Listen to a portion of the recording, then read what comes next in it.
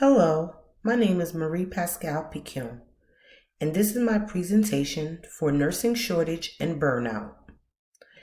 I will be discussing the issues at hand with the nursing shortage as well as the burnout and what the contributors are and what solutions have been tried and which ones worked and which ones did not. And I'll also find some feasibility and conclusions as well.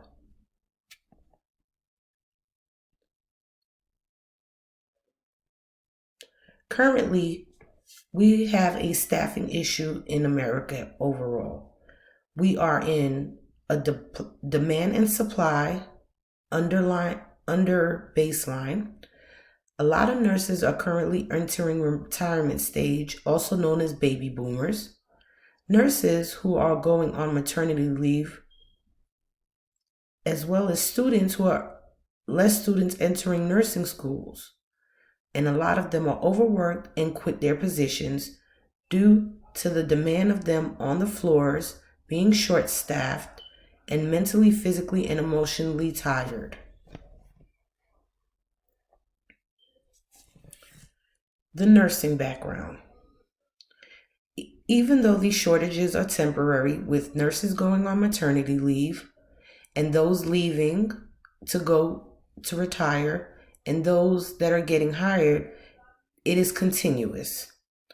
A bigger problem is the baby boomers, which is consistent open vacancies for nurses. It leaves a lot of open space for new graduates, which they do not have enough of. A lot of these new graduates are veering away because of the pay, because of the pay and horror stories that they hear about working in hospitals or nursing homes. Some solutions that have been tried. A lot of companies have tried working outside of hospitals with temporary staffing agencies.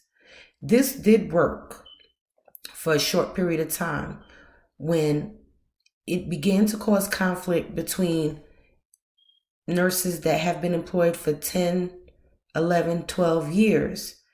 They felt a sense of unappreciation, being that they work just as hard, if not harder, as the rest. Another solution that was tried was floating other nurses from other floors, whether it was obstetrics, gynecology, emergency, pediatric. Even though this did alleviate a lot of stress on the other nurses, it still left open floor. It still left a lot of untouched bases with the next day. Solution outcomes. As you can see, with the supply and demand, nurses exited the workforce earlier than they were expected due to employee animosity,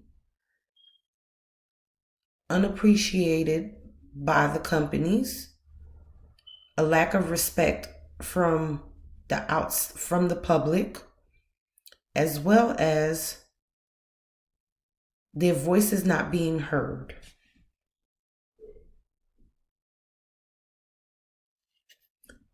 Feasibility.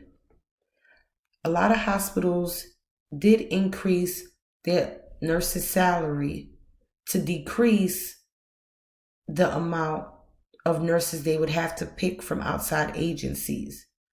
But in turn, what ended up happening was that they actually ended up spending more using outside agencies rather than giving their current employees a pay increase.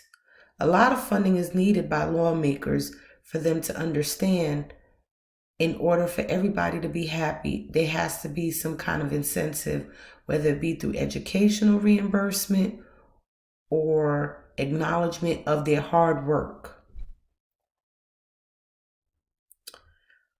A call to action. If pay was increased, whether it be quarterly or yearly, a lot of nurses would not feel unappreciated or neglected or overwhelmed at work. If they took the time to find ways to draw in more graduates,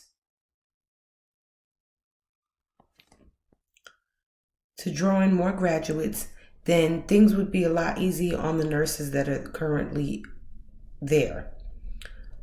In order for this to work, many hospitals would have to come together to go before lawmakers for them to understand the severity of being understaffed, not only to the staff members, but to the public as well, who come to hospitals to get better, to get well with illnesses. And that is my presentation. Thank you.